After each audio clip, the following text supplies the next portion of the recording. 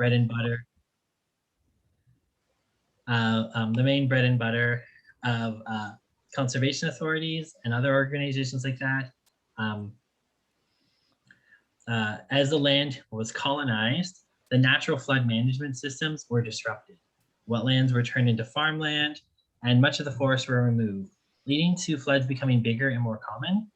The Grand River Conservation Commission, this is the thing that came before the Conservation Authority, was created in 1934 to address the increasing flooding, pollution, and instability of the water supply.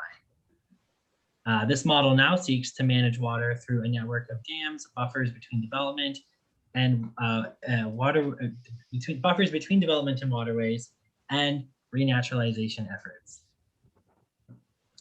And a final tool of thought when it comes to conservation seeks to center the environmental services of waterways, that nature is really good at purifying water sources, managing flooding and erosion, and kind of achieving balance in water supply. And so this model really seeks to protect habitats and the wildlife and reestablish natural balances that existed prior to colonization. Another important thing to note in this whole conversation of water conservation is Hurricane Hazel and just the profound psychological impact it had on Canada and Ontario in particular. When it hit in 1954, it did over $100 million in damages and killed 81 people in Canada. It also killed over 400 people, between 400 and 1,200 people in Haiti, and just caused a lot of devastation. But in Canada, the biggest impact was actually just the psychology of it. It really, the level of damage put the idea of flood mitigation, water conservation very high on people's radars, and led to a major increase in Ontario's approach to water conservation. So the fledgling conservation kind of commissions and projects that were happening before were amalgamated together and created into the 36 conservation authorities we have today. And there was a big increase in the network of flood mitigation efforts and policies to ensure that such devastation wouldn't happen again. And another key thing here was land that was, any development that was in floodplains was expropriated and was put under the management of the conservation authorities at that time. So the conservation authorities are very central to our understanding of water conservation in Ontario. So they have been, their history was kind of sporadic throughout the 20s and 30s. Local municipalities, local businesses, and community groups were recognizing that there was lots of water instability, there was flooding, there was pollution, and they wanted to start kind of managing that a bit better. In 1941, the Conservation Authorities Act created a structure to really empower and expand these agencies. And the idea of a conservation authority is actually quite interesting because they exist in a legal level almost at the same level as municipalities, and that they're both creatures of the province that have really wide range of policies and powers that they can act independent of any other organization. Well, where municipalities use like a town boundary or a city boundary, conservation authorities use watershed boundaries to try and have policies and land management consider the full extent of the watershed and the river ecosystems. So for here in Guelph, we are guided by the Grand River Conservation Authority. You can see the full extent of the lands that it manages, going all the way from Dundalk all the way down to Dunnville. And each conservation authority, they kind of have some goals. They're to protect Ontarians and their property from flooding and erosion, restore and protect water and land resources, provide recreational and educational opportunities, deliver programs and servicing that total approximately $350 million annually. They provide local technical expertise to all levels of government when it comes to watershed management and water management. They partner closely with municipal, provincial, and federal governments to deliver community-based programs to ensure healthy watersheds. And they also are really interested in the idea of connecting Ontarians to nature, so that really that relationship building work. And most conservation authorities are funded primarily through the municipalities, or they have self-generating funding techniques, such as fees for permits or fees to attend a conservation area. In 2017, conservation authorities received $375 million in revenues. 53 came from municipalities, 35 they self-generated, 8% came from the province, and 4% came from the federal government. So there is this whole other part. Conservation authorities, they do a lot when it comes to flood management and water recreation, and just also like kind of regeneration of wetlands and preservation of wetlands. But they don't do a lot of the kind of source water protection. A lot of that's done through municipalities or the Ontario Clean Water Agency, which is a Crown organization that serves 75% of water treatment facilities in the province. We also have organizations, and this is where you'll see there's different views of water conservation. And when you look around, most actually of the water conservation leadership and thought is around clean, is around source point protection, around water infrastructure, around the professionalization of water management and the trades. So you'll see there are lots of professional associations such as the Ontario Water Works Association, the Water Environmental Association of Ontario, the Ontario Groundwater Association. And these are primarily focused on the profession and creating innovation in water management. And the Ontario Water Consortium, for example, is another one of these kind of think tanks that works with universities and local partners and supported by the federal and provincial government to do a lot of innovation and technological development work when it comes to water management. And so that takes up actually a huge space in the water conservation conversation in the province. When it comes to maybe more kind of the traditional water conservation activism, that's led by nonprofits, and it's actually not a very robust scene. The Clean Water Foundation provides a federal approach to water management, and many of our large environmental organizations like Environmental Defense, World Wildlife Foundation, and the Council of Canadians all run campaigns around water conservation. But most of the nonprofits in Ontario and Canada are actually focused internationally on water projects around the world, on providing drinking water to other countries, and are very tied up in the international development water. And we should be very proud here in Guelph with Wellington Water Watchers, which is actually one of the leading organization nonprofits in the realm of water conservation and water advocacy, outside of just the traditional the government organizations like the Clean Water Association and conservation authorities. Wellington Water Watchers is a really flagship organization that has led campaigns around the effects of aggregate industry, the effects of the water bottling industry, and much more. So we should be proud of ourselves, but it also shows that provincially and federally, there is a big gap here in the terms of water conservation advocacy, and that it's something that we should be looking into more. And one final layer in this kind of, if you think of this world of water conservation, is the growing movement around water protectors. And so this is kind of a school of thought within Indigenous advocacy that really is trying to recenter the relationship between Indigenous people and water systems, and then center that in their kind of fight for self-agency and environmental protection and stewardship.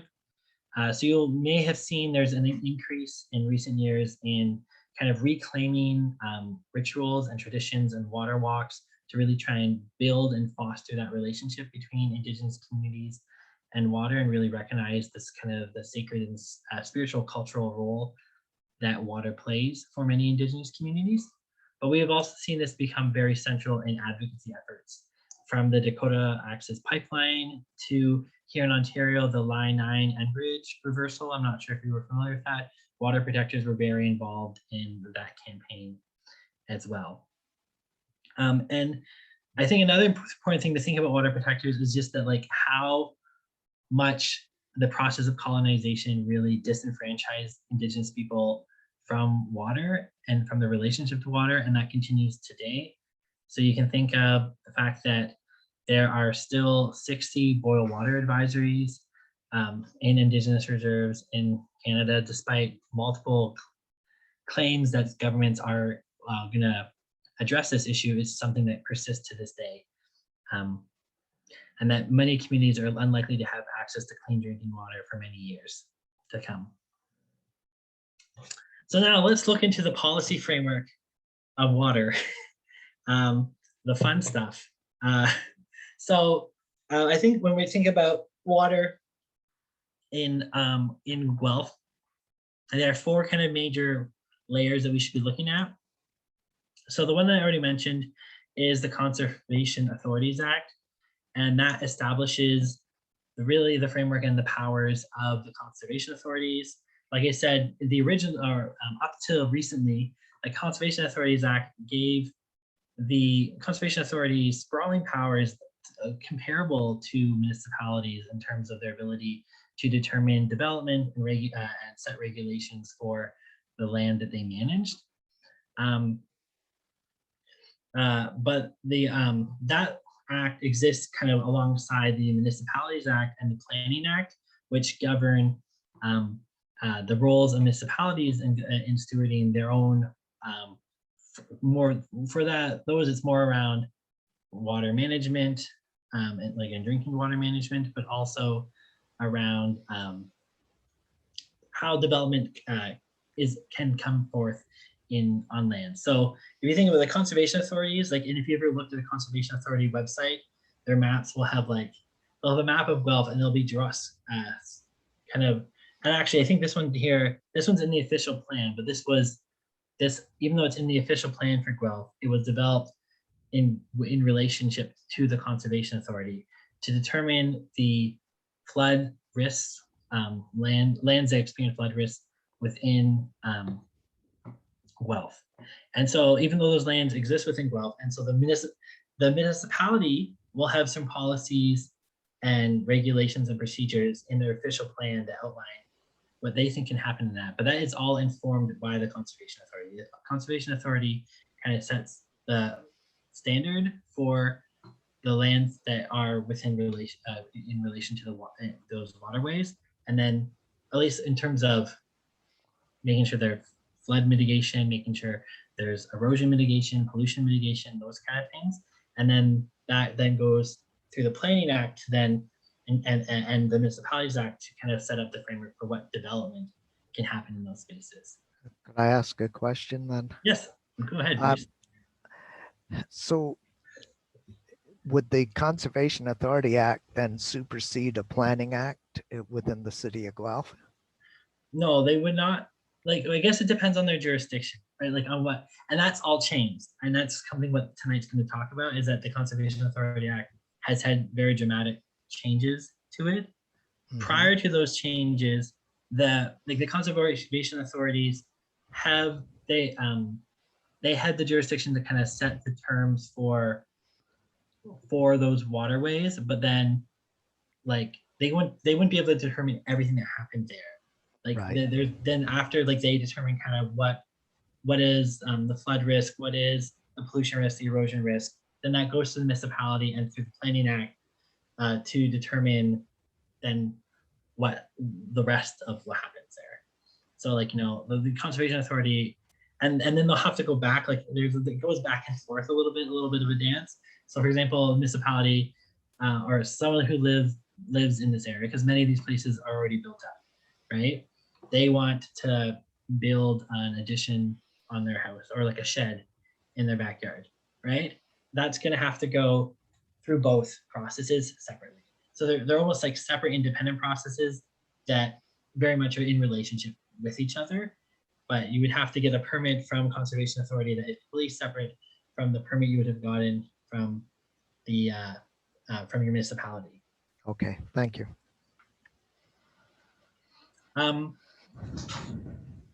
So, and I think I don't want to go too much into these because we will be talking a lot about the changes. The other one is the Clean Water Act, and this one's a very new legislation that came in, and it's entirely related to Walkerton and the government's recognition that they needed to provide a lot more oversight to this whole process, as I said, of the source water protection, and making sure that, for example, things like runoff into waterways and other kind of pollutants had a lot more strict regulations on them. There would have been regulations before, but they would have been like, it would have been through agriculture policy or through industry policy. The Clean Water Act kind of brought those all together under one roof, and really centered the drinking water rights in that conversation.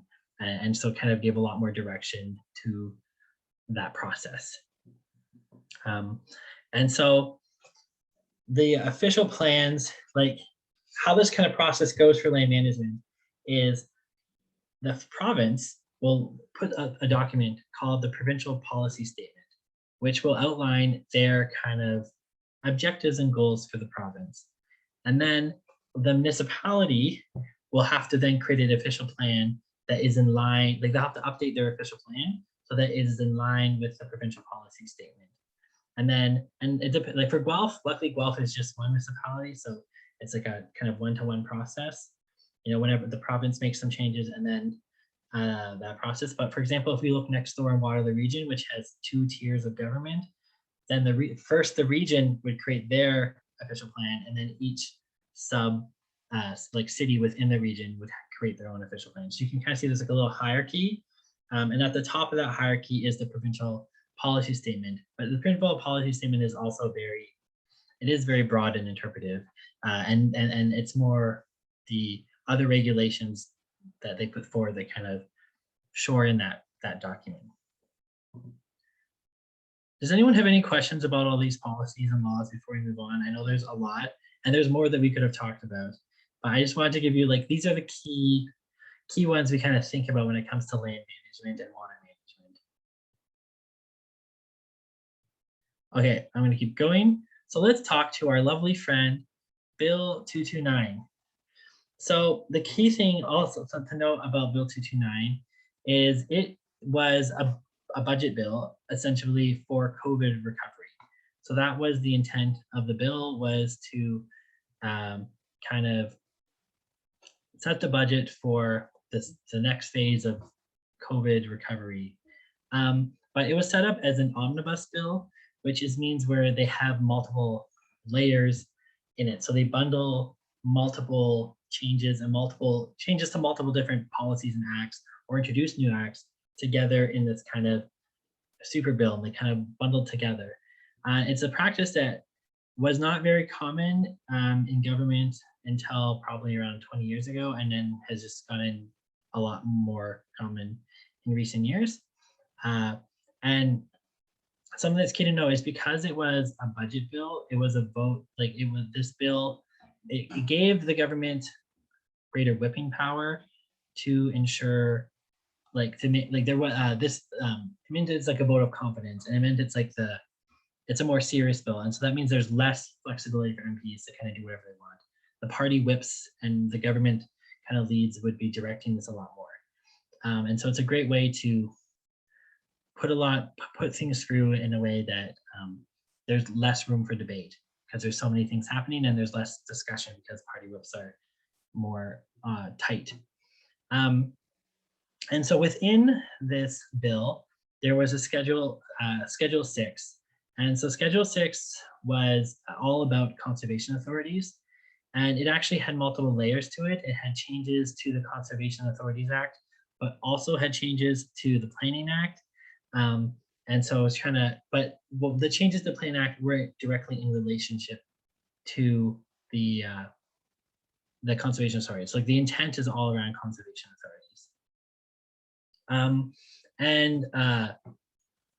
The process for this, so the government says that this decision to make all these changes came from a consultation process that was started in 2018.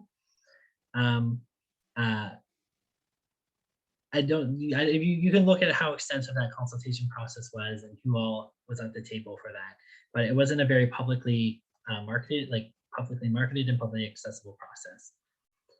Now let's talk about the changes. And I think there was many changes, but I think there are kind of 3 major changes that we can look at And I think the best way to think of that is, or the best way to know what those are, is to go look at any developer association website or planner association website, and they will let you know how happy they are for some of these changes. Or you can look at the Conservation Authority websites to know how unhappy they are. But the three major changes is one, and this one's actually very interesting, is they created the opportunity for the Minister of Natural Resources and Forestry to override any decision that was made by the Conservation Authority. So it kind of creates this option for a developer to go direct to, or for an actor, it doesn't have to be a developer, for an actor to go directly to the Minister of Natural Resources and Forestry and have them make a decision. And they really increased the role of the Ministry of Natural Resources and Forestry. Natural Resources and Forestry can also, if any kind of rule from that minister, the Conservation Authority also has to enact. They cannot. They used to be able to kind of appeal, or they had some jurisdiction before, but now it is set up where if the minister says something, the Conservation Authority has to do that. This process mirrors the process that was already set up in the Planning Act around ministerial zoning orders. So essentially, this is like a ministerial conservation order, but it's a similar process where now there is this door that is open where developers and other actors can go directly to the minister, and the minister has the ability to override any decision made, and then also they can just make decisions, and then the conservation authorities now have to follow that. And a very interesting thing is that the Ministry of Natural Resources and Forestry had no real relationship with conservation authorities prior to this. It was the Minister of Conservation that was very involved in this, but the Ministry of Natural Resources and Forestries is very involved in, obviously, natural resources and natural resource interests, whether it be agriculture, aggregates, the agriculture industry, the aggregate industry, or other resource extraction industries. And so you can just, it shows you the maybe some of the relationships between industry and government here. So that's the first change, is around the role of the Minister of Natural Resources and Forestry. Yes, Susan, you're muted.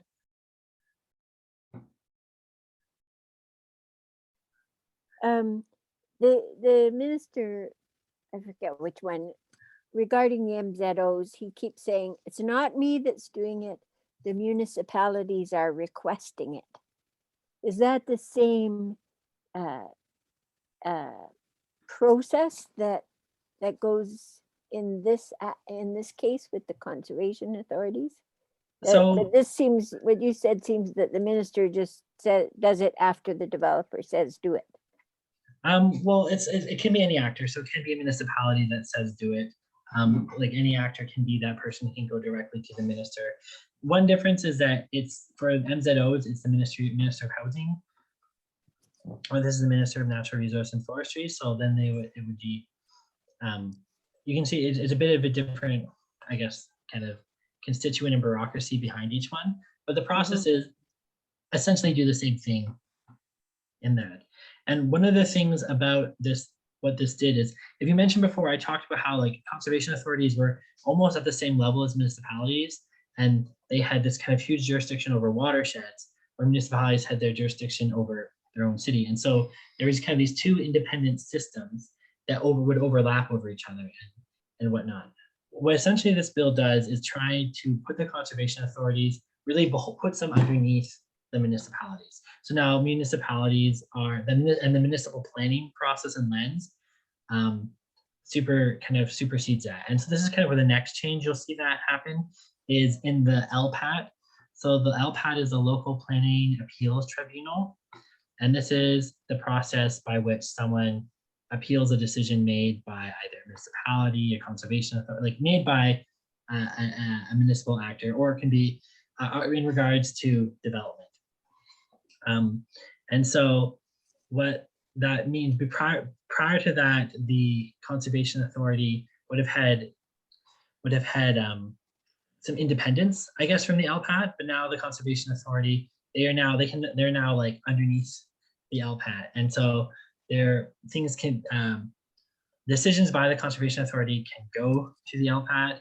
And the Conservation Authority is now like almost like an advisor to the LPAT. They can't go before the Conservation Authority because they were independent, would go and be like, they could appeal. Like a Conservation Authority can go to the LPAT and be like, we disagree with this decision. Now they can't do that. They are now like an advisor to the LPAT. The LPAT's kind of now above them. And the third change that kind of is also aligned with this is around the makeup of the boards conservation authorities. So prior to this, conservation authorities were, I mean, they are appointed by the municipalities will appoint board members to the conservation authority. So the member municipalities within that watershed will appoint members to be on the board of the conservation authority. The change that has happened is now that 70% of those appointees have to be municipal councillors. So it essentially takes the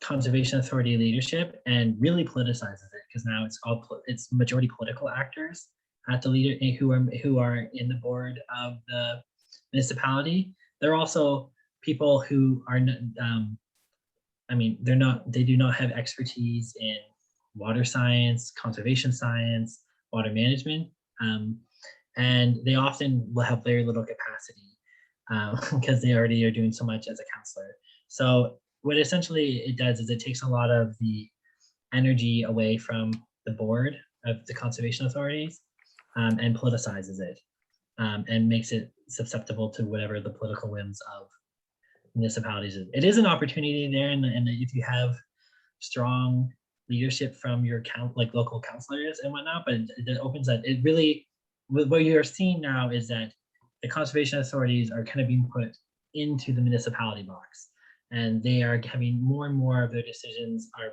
put in the same box as all other land use management decisions, and they are losing their kind of independence and their and that ability to kind of have that watershed-wide leadership.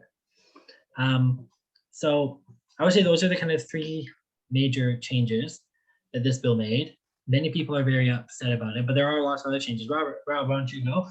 Well, I just want to ask a question because I'm curious now about do conservation authorities, do they now have First Nations representation on them, or is it just like municipalities?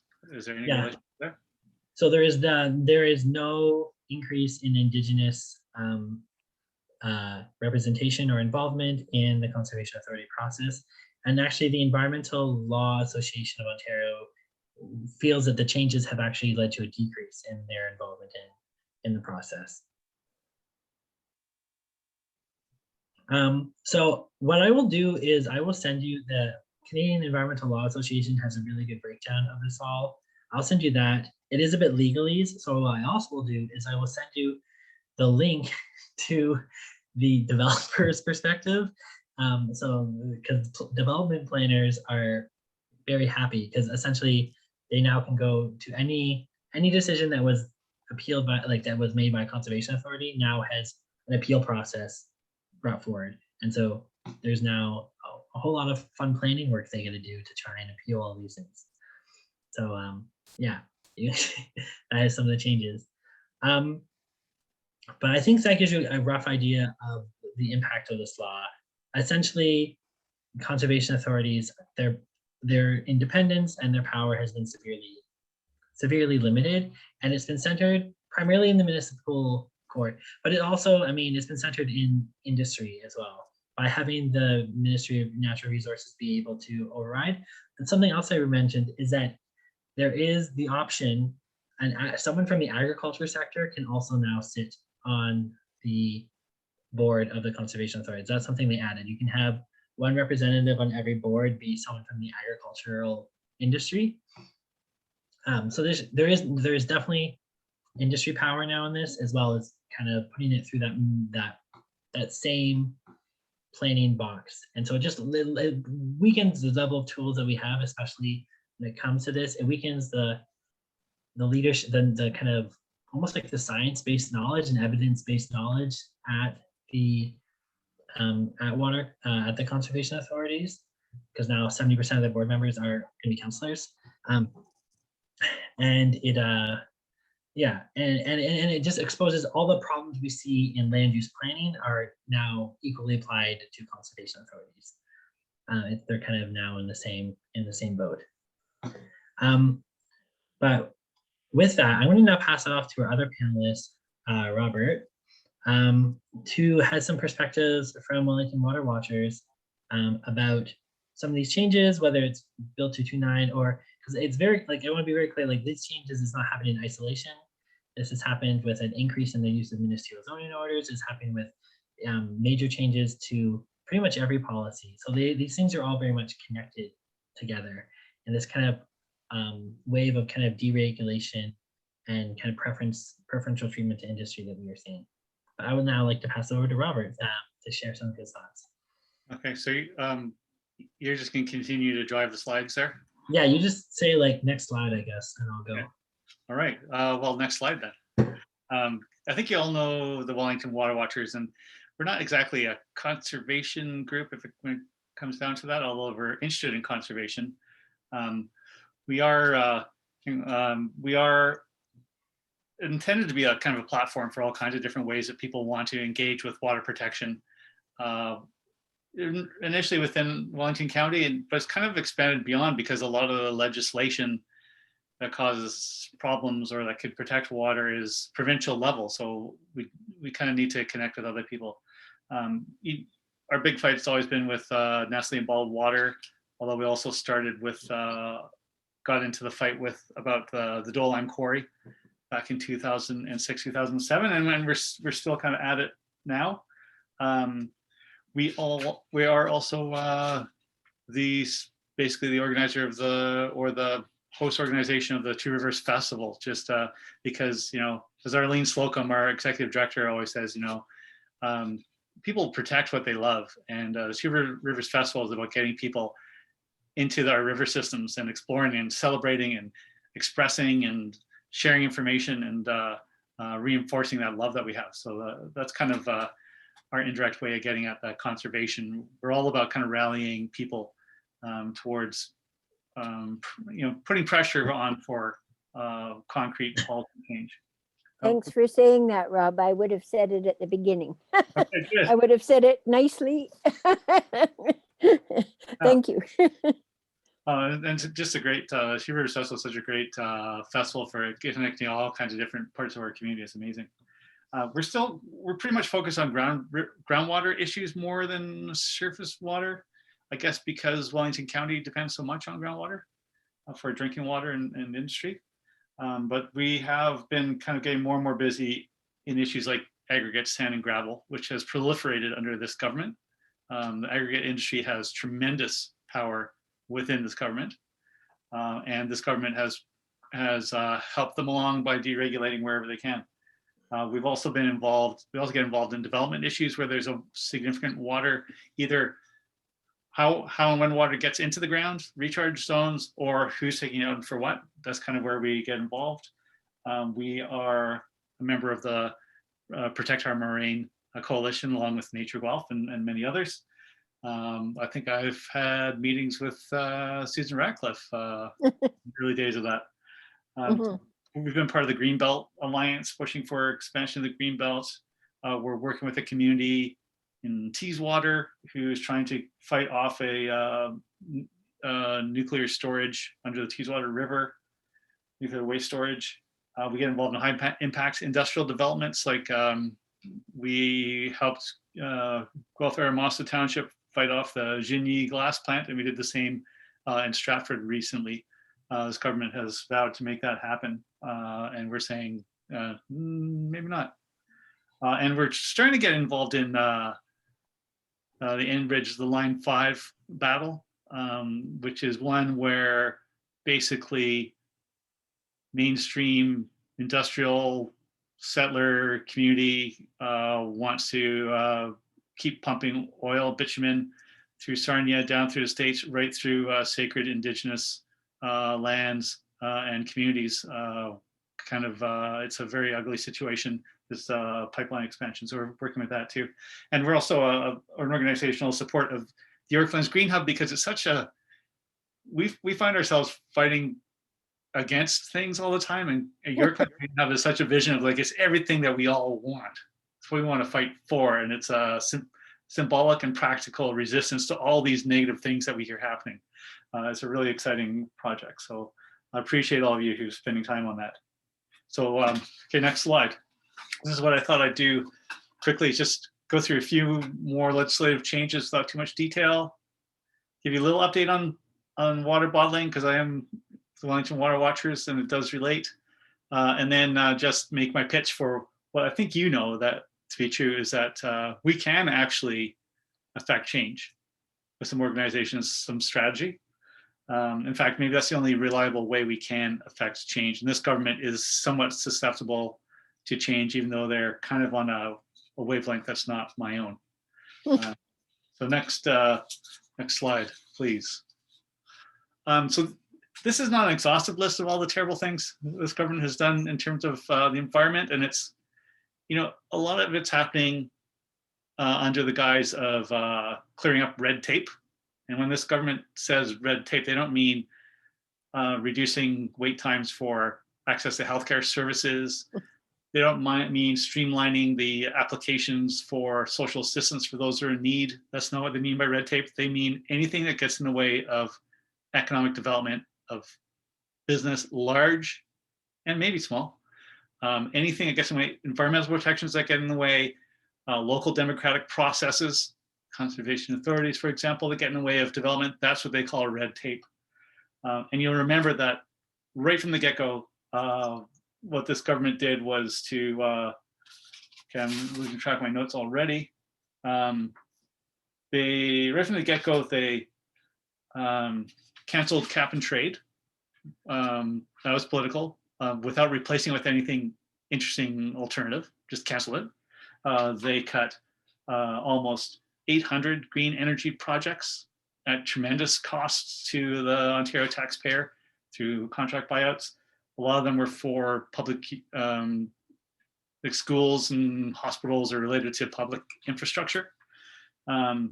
This government is basically all for moving ahead with big business and that type of economic development. So next slide, please.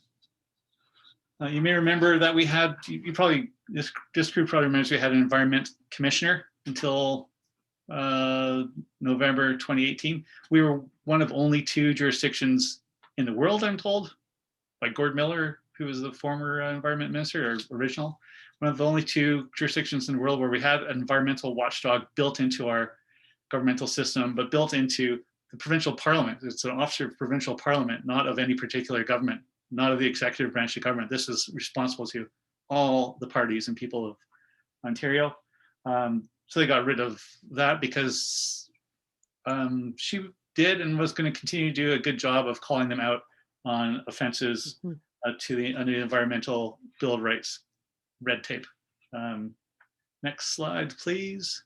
I'm going through these fairly quickly because it's not the details that matter. I think it's this government is for business, not necessarily for the environment.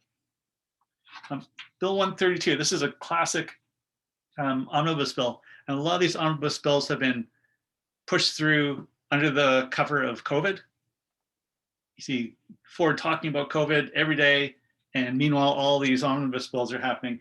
This one had 16 different schedules, affected every ministry I'd ever heard of, and all kinds of different laws within those ministries, ranging from granting status to OCAD, to a number of different regulations, specific things affecting food inspection, all these unrelated things. This bill included 2 things of concern to water watchers. One was a reduction of penalties for industrial polluters. So for example, it used to be that, this didn't happen very often, you can enforce that well, but it used to be that polluters of water could be fined up to $100,000 per day until the offense was fixed.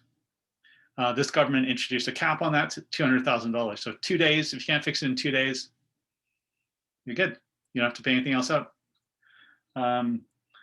The other thing was a change to the Aggregates Resources Act. This government is deregulating aggregates. It's kind of like the fuel of development in some ways. And what it does is it allows now the aggregates extraction trumps existing protections of wetlands and woodlands, even wildlife habitat, heritage features. It basically took power away from municipalities even to stop sand and gravel extractors from blasting below the water table. It used to be they'd have to submit for a separate permit for that. You don't even have to do that anymore. Basically, it's putting expediting development even against municipal and regional level protections. So that's a bill that was quite quietly and quickly passed in order to reduce any kind of regulation getting in the way of aggregates industry. Next slide, I won't spend a lot of time on because this is, David's already been talking about this. Actually, go to the next slide if I've got this right here. Yeah, so this bill undermining the conservation authorities was bad enough that David Crombie, he was chair of the Greenbelt Council, resigned over it and took 6 of the members, more than half of the Greenbelt Council quit. And this is what he said, that Bill 229 will cut the heart out of watershed. This is, I guess he's a conservative, right? This is not frothing in the mouth eco radical. Bill 229, he says, will cut the heart out of watershed planning, which is vital to environmental planning in the province of Ontario. That's how bad that Bill 229 was. These municipal zoning orders, MZOs, have become a real problem in this province. They do require a municipal council, town council to request an MZO. The question that comes to mind though is it like through a democratic process that they request it, or is it through a request of the minister that they request it, or development lobby that they request it? Often they seem to be happening behind closed doors with, they don't require a lot of public input like we're used to in local development processes. So they just kind of happen. They do require some sort of council resolution, but they allow the Minister of Municipal Affairs to basically sidestep municipal zoning and impose the go-ahead for development project that they deem. Well, the municipal process happens afterwards. So like that's the minister will put forward the order, and then the council then will have to eventually approve it. Yeah. But it happens after the fact, not before the fact. Say that again? It happens after the fact, like the municipal involvement, and the Yeah. approval happens after it's already gone past the minister. Yeah, yeah, exactly. And that's kind of what happened in Stratford is public picked up on that and they took some action and turned it back. I don't know if you seem to like, everyone said nod their heads that they know about these things. You may know this, that they've been on the books for a while, usually used for very specific cases. This Ford government has issued, last I read was 33, there's probably more by now. I think it's 40. 40 something, which Yep. is more than the previous government issued in an entire decade. And the NDP have managed to produce evidence that at least half of them are directly related to a project that benefit developers who have donated either to the Conservative Party directly, to MPPs individually, or have other links to PC insiders. Little bit on the crop side, if you ask me. So as MZOs, you can kind of dump them into the municipality if the municipality, if the town council agrees to it. And up until a couple months ago, they did have to yet still comply with provincial planning policy, which was good. People followed the story of the Amazon warehouse they wanted to put in the Duffins wetlands out in Pickering. Shows how this government kind of works. The MZO was issued, and then it turns out that they couldn't go ahead with the development project because it's provincially protected wetlands. So that was good when that used to happen, and it could be protected. So the government changed that. So next slide. I don't know if you heard about this. So this is innocuous sounding, right? Supporting broadband infrastructure expansion. But if you look at this bill, actually within this bill, there could be another click there for the graphic that goes with this. Yeah, within this bill was a Schedule 3, which actually absolutely nullified the clauses in the Ontario Planning Act that limit the scope of the MZOs. Before this, Oh, right. Yes. yeah, so before this, the Ontario Planning Act said that MZOs had to be consistent with all relevant provincial policy statements. And with this Schedule 3, and there are a lot of people who said, you know, why don't you, if this is such a good schedule, take it out and let's debate it. But they didn't. They snuck it in there and they used their majority to push it through. This act nullifies that earlier stipulation of having to stick with any relevant provincial policy statements, and in fact makes it retroactive. So it never actually existed. So this is even worse than changing provisions going forward. It's actually erasing the fact that they ever existed. So MZOs get more power. So how And far didn't they do that because the Environmental Defense had launched a court case? I That think so. because of that possibility, so that's why they stuck it in so that the court case and made it retroactive. Yeah, it came right after that whole Pickering debacle, Yeah. Which to me doesn't look good on the government. It's a sign of a government playing fast and loose with the rules on the books. They got caught on it, so they changed the rules in favor of the friends of their fundraisers. I think actually that reminds me that in Bill 229, the change to the Conservation Act that allowed the Minister of Forestry and Natural Resources, that was an amendment that came after pushback from the conservation authorities. Oh yeah. Yeah, so it was another reactive crackdown. So that's essentially that's how far government is willing to go, and you know, I think that the 229, the COVID recovery yada yada yada thing, I think that's really is foreshadowing what we can expect in this next year of this government. The scramble to, under the guise of recovering economically from COVID, we can expect more deregulation, more austerity, and what if they get another term? Anyway, let's move on to the next slide and just a quick update on bottling. So I think probably you folks know that there are 3 wells operating in our county, which is kind of like the major center of water bottling for Ontario, well, for Canada actually, formerly owned by Nestle. There are, what did I want to say about this exactly? Does anybody know? All owned until recently by Nestle. Aberfoyle and Hillsburg wells have been pumped continuously to some extent since the 90s when Aberfoyle Springs owned them. Nestle bought them out in 2000. Those 2 wells have permits, but those permits expired in 2017. The company duly applied for renewal, but then that all got caught up in changes to the regulations made during a moratorium that was set by the Kathleen Wynne government in her final months. So those permits are kind of hanging in the balance now, and production continues under the old permits. That's what the regulations say they're allowed to do. It's not illegal. It's kind of messed up, but it's not illegal. But we're waiting to see what happens with those permits.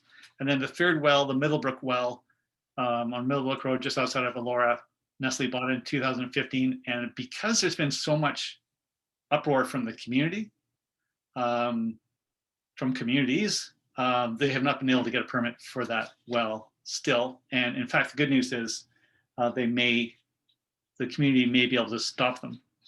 What the Middlebrook well also did for this whole water bottling movement was remind everyone that actually that's right in the middle of the Haldeman Tract. In fact, all this territory is territory for which Haudenosaunee and Anishinaabe people have legitimate claims. And so it's kind of brought Wellington Water Watchers into some communication relationship, particularly with folks at Six Nations in very constructive ways. The Haudenosaunee Confederacy, in fact, issued a cease and desist order to Nestle a couple falls ago, saying they should not take from the wells in this county at all, which Nestle, of course, ignored. So no permit in Middlebrook so far. So next slide, please. So what's happening now is, so Kathleen Wynne instituted a moratorium, no new permits or enlarged permits to take water for bottling. The new government, basically because of activism on the ground, a lot of noise. The new government came in, they were kind of afraid to touch it too, or they had bigger fish to fry, I don't really know what. And they extended the moratorium, I think 3 times, all the while changing regulations a little bit in sort of positive, but not very radical ways, but a little bit, movement in the right direction. The moratorium ended April 1st this year. You've probably heard in the news that in the interim, Nestle sold their properties. In fact, they sold their properties all over North America. And I think there's a $4 billion deal with a private investment firm. So now at least no one's pretending that they're in the business of anything other than making as much profit as possible. Nestle pretended they're in food services. They were also in profit maximization, but this is an investment company. They don't give a crap about the product. They give a crap about the bottom line. And they're rebranding. Can I get the next slide or the next click? They're rebranding as Blue Triton, and they're continuing what Nestle has done for 20 years. And this is our campaign slide that we're starting to roll out, raising questions about Blue Triton, as are actually a lot of communities around the US. So Blue Triton is now there. These 2 permits, Hillsburg and Aberfoyle, are kind of hang in the balance. It seems like this government wants to treat them as permit renewals rather than as new permits. Permit renewals, because it's the same business, same amount of water, doesn't change. We're saying they should be brand new applications because it's a whole new company. Context has changed completely. And this is our opportunity to take a look at it and say, you know what? There's better uses for that water. And if there aren't better uses now, there will be in 20 years or 1,000 years. This is a waste of water that we're going to need in the long run. It's a blight. And the Haudenosaunee Confederacy says, no, don't take anymore. Which we happen to fully support and agree with. So that's kind of a thing we're fighting about right now. There's little spats in the Wellington Advertiser with the former Nestle person saying it's all business as usual, and then Wellington Water Watchers saying, no, it's not. So we'll see what happens with that. One of the good things that happened in all these regulation changes, though, is the government, this government brought in a change to the Water Resources Act that gives municipalities the right to say no to a permit to take water in their jurisdiction. This is where Centre Wellington Township has already said that they're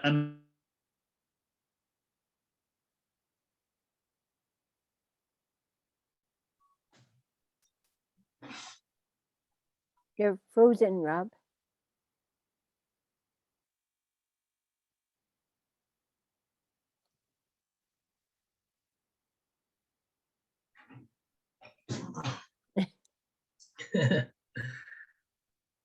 You're frozen. Can you hear me? Probably not. I don't know. If he's frozen, he probably can't hear us.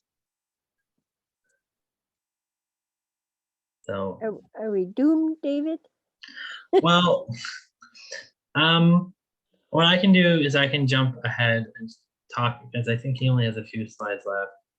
And then when he comes back, I'll jump ahead and hopefully he's able to join us again. And I'll just talk a little bit. And if you can follow up with him to make sure he's able to come back. Yeah. So essentially, I want to just pop this back to the Yorklands and to think about what this means for this site. So as I mentioned at the beginning, Infrastructure Ontario has made it clear that it's in its intention to sell the reformatory lands. And so the sale process has started. The first phase was to talk to municipalities and other kind of government and nonprofit organizations. So in that phase, we submitted our expression of interest, which outlines kind of the details for setting up a long-term leasing arrangement, essentially, and what are kind of, for whoever buys this property, what would that look like? And so we kind of have put that into the official record. And now the property is about to head out onto the private market. But before it can do that, it needs to finish its heritage process. They need to clarify the heritage designation. And that is happening actually next month. On June 14th, Guelph City Council is deciding what level of heritage designation to assign to the property. I'm not sure if you've seen, we are part of a coalition trying to pressure City Council to move for a Part 5 designation. Part 5 designation, if you didn't know, stands for Heritage Conservation Districts. And so this provides, it would kind of apply to the whole property and have much broader kind of requirements for new development and much broader protections available. Where if we only got Part 4, that means every individual element we want to protect would have to be designated. So it would open and expose many elements of the site to not being protected at all. And we're very interested in kind of particularly the landscape features, like what's the best way to protect the walls, the bridges, and those kind of elements. And we think the best way to do that is through the Part 5 designation. Is there any indigenous heritage found on the site? Any old settlements? I talked to Carol Taylor, and she said there were and graves too, but couldn't identify where they were. Right. I know that the old turf grass area had some hunting, fishing sites. Yes, and the turf grass area is a separate entity in this consideration. Yes, Yeah, it was part of the OR, original OR, you're right. But no, we haven't been able to get anybody to tell us. The province would have to do the archaeology on the site as well before they could sell it, I believe. Or did they say they'd done it, David? I haven't got, I'd have to double check. I haven't. Okay. I can't remember, Bruce, whether they had done it or have to do. I know they have to do it if they haven't done it. Yeah, I only remember there being one kind of a general survey of the Aramasa River. Yeah. And it was more pick up any pieces on the surface, not an in-depth survey. No. It would make sense that there were because it was because of the rivers going through there. Well, it's most likely, but it'd be nice to find something definite because then we could bring in, depending whether it's a Wendat, Haudenosaunee, or an Anishinaabe village, then we could bring in the appropriate treaty rights people to advocate with us. Yes, that's right. Yes. Welcome back, Rob. Looks like Rob's just getting back. Something I said. I'll just pop us back to where we were. You were in the middle of talking.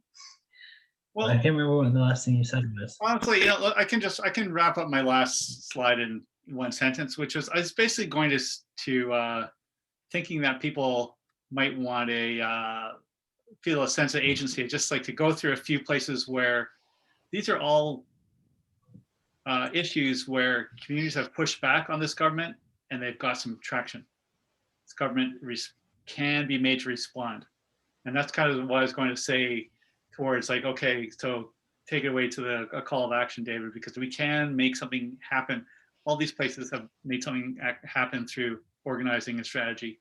And worst case scenario, there's another, in a year, we're going to be going to the polls.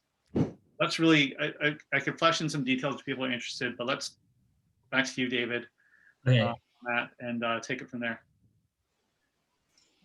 Yeah, well, and so I wanted to give it a little, I guess, so we are, so it's working with Infrastructure Ontario. Their goal right now is just to sell the property. So let's say they do sell the property.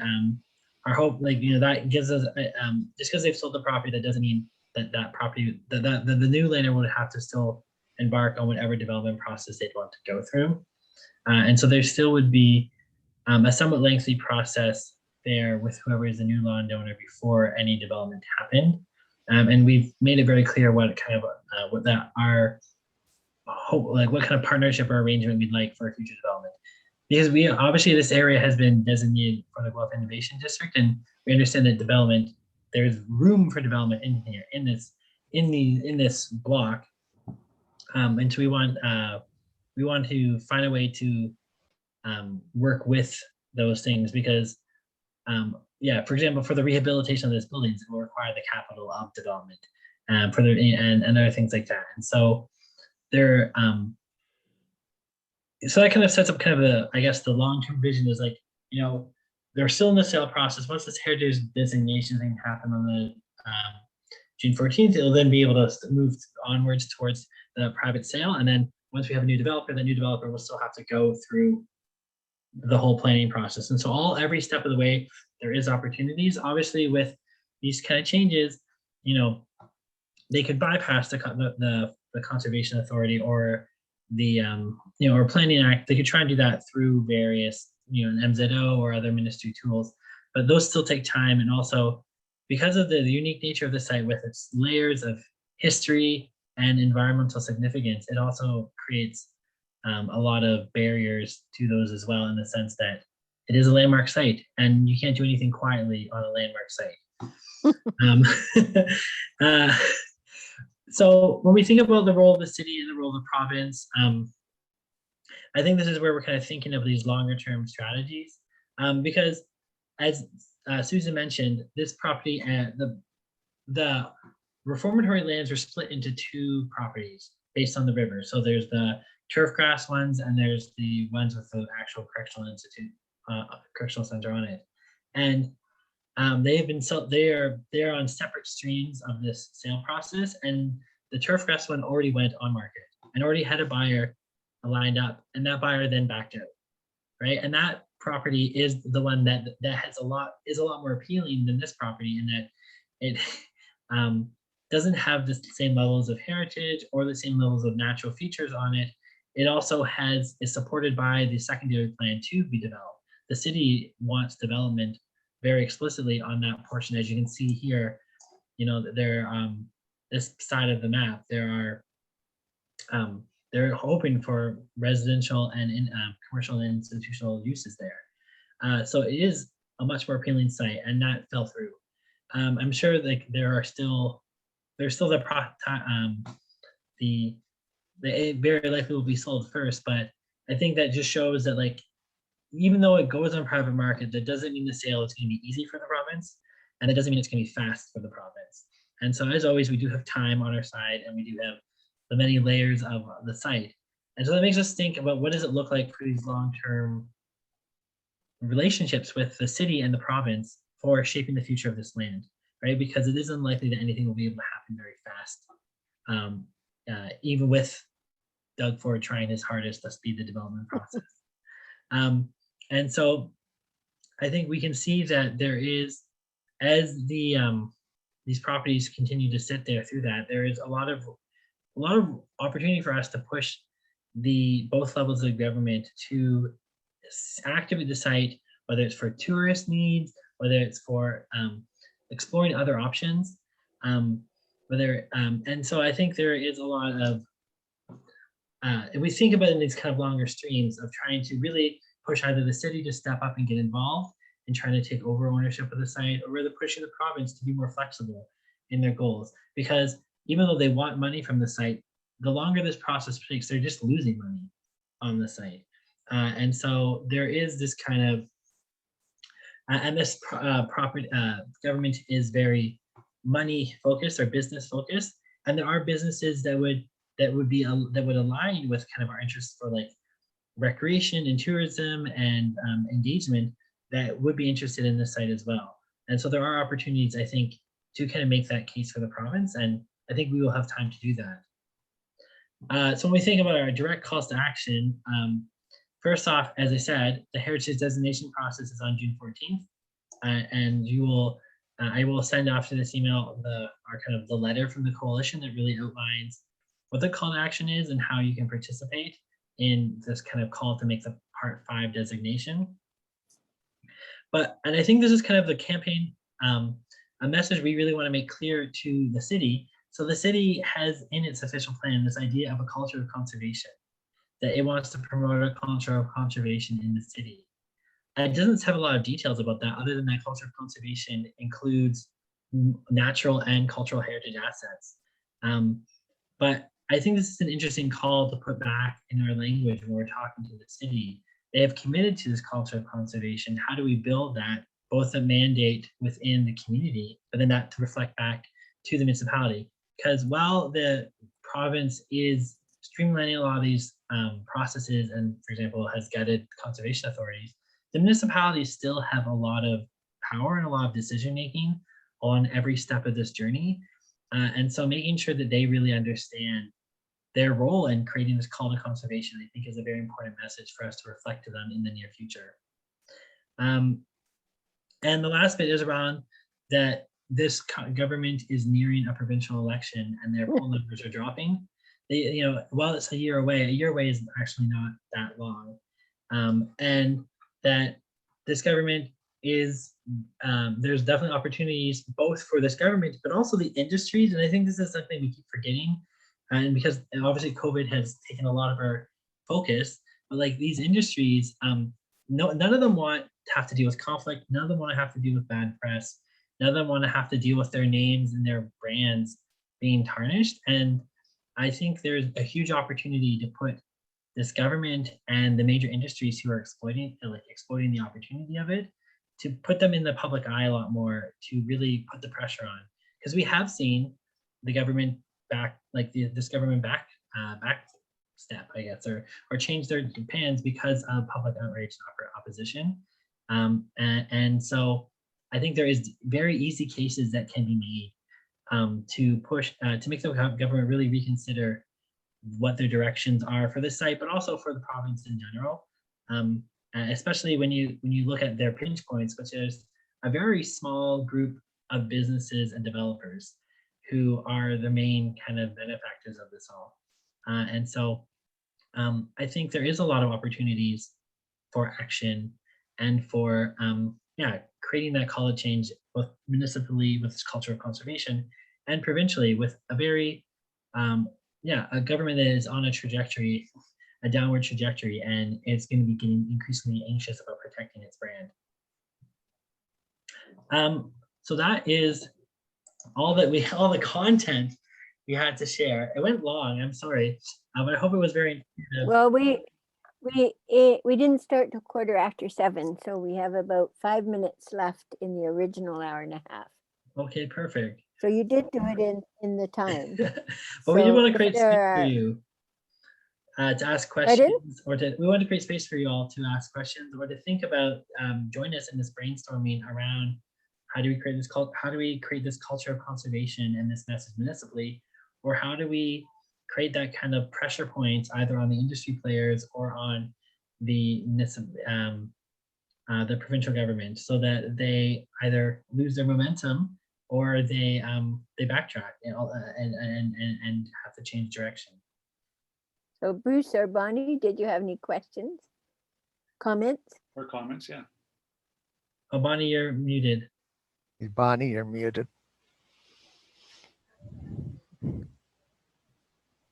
Yeah. I have to always sleep on things before I know what questions I might ask. I don't know. I've always been like that. No worries. I will make sure you have my email and Robert's email, so you have a chance to follow up with us. I'd appreciate that. Also, I'd like to touch base with you, Susan. Okay. Two areas. One would be making a presentation or delegating to city council, and it would be good to coordinate with you so that we have different but well-aligned approaches. And I'm thinking from the Indigenous viewpoint that it would be good to talk about prehistory as well as history. Yeah. So we can be in touch. I've got your email, Bruce. Excellent. Thank you. Okay. I can't help thinking that, you know, this government they're talking about sort of expanding the Greenbelt, which has some problems built in, but it seems like they are looking for things that they can say, see. In fact, I was at a committee and I'm like, oh, we're expanding the Greenbelt. How can you be so negative about it? It's like, yeah, but you're going to build another 400 series highway. Right through the middle of it. You know, but this seems like a gift to the province, for this government, for them to be able to say, look what we helped create. Yeah. Well, it seems. You mean at the Yorklands? Yeah. If Yeah. they helped with that. Yeah. Well, that's actually, we have been having some really promising conversations, at least for the conversations we've had with government, with the Ministry of Tourism, who is starting to clue in that there might be an opportunity here. I was wondering, I kind of wondering, this is maybe just more conceptual, but I've started to hear, because I'm paying attention more, hearing really interesting ideas from land back movement people about what that could look like, to actually have ways of sharing land that's, you know, not this private exclusionary property thing. I was wondering, has there been any, is this something that's part of the Yorklands vision, or is that a thing? Or I don't know, maybe I'm like totally off jurisdictionally or territorially, I don't know. But well, I think when it comes to the visioning side, like so much of the visioning, right, depends upon the access, right? And so like it's kind of like on the one hand, it's a blank slate. Then there's room for, like, you know, so much, like, you know, we like so much possibility, you know, because because our goal is just to have the space be publicly accessible for sustainable innovation, right? And that's a very broad trend to go for. So on the one hand, there's like lots of room for brainstorming. When it comes to kind of the action planning and that, like that's very now like because especially at the stage we're in the process, it's now like, you know, trying to make sure we really are pulling on whatever provincial or municipal levers that are available. But I think it's important for us, because I mean, we do need to be able to pull on the lever and then be able to like slide in the vision at the same time so that it lands. And so I think these conversations are, the visioning side is important. And I mean, Landback, they are really modeling great tools in the sense that like they don't wait for permission. They will claim, like they will go to land that and use it for and get Indigenous access to land back, right? And so it is a model to think about, especially as, you know, like some people get very doomed and gloomy about the Yorklands, and I'm like, let's say it gets to the very worst case scenario, and like a developer is MZO'd and is like just gonna bulldoze everything. Like, there's nothing stopping us from just going to the site and making a big scene, like calling CBC and like sitting in a circle in front of the prison. Like there's, you know, like there's so many tactics available when even in the darkest scenario, right? And so one thing to keep in mind with the land back is that there have been some people in the Indigenous community who've been working quietly for years and years. And sometimes the land back people have kind of jumped in and, how can I say, not respected the work that was going on very quietly. So sometimes it's counterproductive, especially when you're dealing with politicians. Yeah, I mean, I totally hear that's a good point.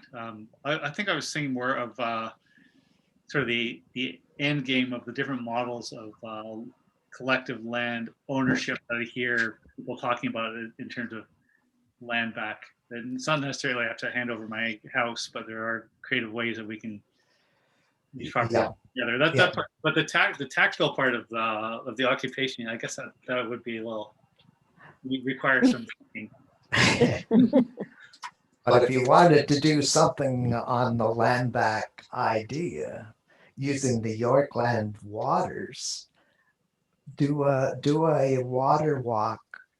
Jan has done the walk at the 2Rivers, but it would be really neat to do it in a quote wilder area. Yeah, we're just limited right now because of the rules, but Of course, once the COVID, but when it's possible. yes, yeah, that's a good idea, Bruce.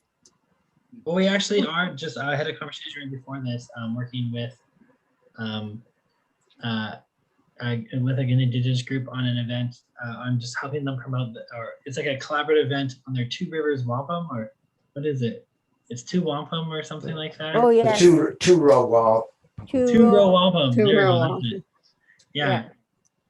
And so we do some collaboration there, but I think it's very important to, because I've heard people be like, oh, there's no indigenous history this time. Like, there's no way there's no indigenous history to this site. Even if you even look at the fact that it was a reformatory and indigenous people have a higher rate of being like policed, there was definitely indigenous history on this site. But like, it's right by a river. They've been there for 10,000 years. Like, obviously there's a history there. And I think that relationship building and bringing those stories forward is important. yeah. Okay, I'm going to Susan, yes. have you ever chatted with Fran Taylor? Fran or Jan? Fran. No, I've talked to Carol Taylor. Yeah. Fran's husband was the superintendent at Yorkland. Oh, really? Yeah, and she may have some interesting material that you could at least view. Okay. If you can put me in touch with her, that'd be great. I'll certainly do that. Okay, I'm going to call an end to this because we are past our hour and a half. Thanks, I'm everybody. going to apologize again for the whatever happened at the beginning. And I And apologize for what happened in the middle. Is there an apology for the ending? Well, I'm gonna have a And thank you at the end. So thank you all for coming, and thank you, Rob, for sharing your wisdom, and thank you to Rivers Festival for working with us to make this happen. And then the 2Rivers Festival thanks the Water Watchers for their sponsorship Yeah. of the whole event and putting it on. And you can check our website for all the other events that are coming up, especially tomorrow night. Just a little shameless self-promotion. Leanne, Caron, and I are doing a talk on the quarries of Guelph. So we figure we're the only people in Guelph who would be chatting about limestone quarries and especially the one on the reformatory lands. So join us then, register on our website. We'd be happy to have you. Thank you everybody for coming. Thank you for being patient. And thanks to Rob and to David for giving us all that information. And it is recorded. And since you signed up, you'll get a link to the recording, minus about the first 10 minutes when we didn't have the recorder on. Okay. Thanks so much, everyone. Thank you very Thank much. you. Thank you very much. Bye-bye. Around. Good. Bye.